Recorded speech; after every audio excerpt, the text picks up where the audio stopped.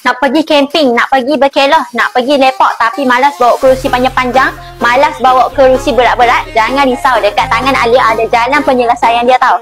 Kalau korang nak tahu apa, korang kenalah dalam video ni sampai habis.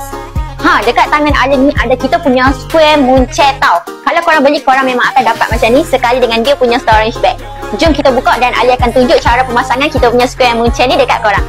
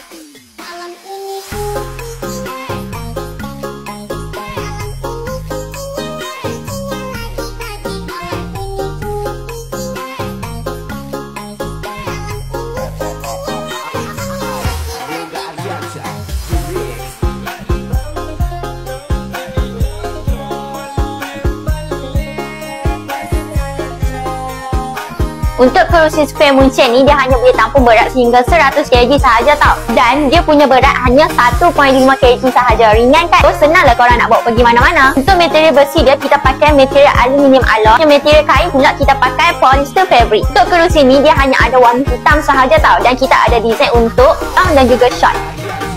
Kalau korang perasan, dekat tengah-tengah ni dia macam bernetting tau. Tapi jangan risau, nyamuk takkan masuk dan serangga takkan boleh tembus kawasan ni. Dan kalau korang perasan, dekat bahagian bawah ni dia ada poket. So korang boleh simpan barang apa yang korang nak simpan.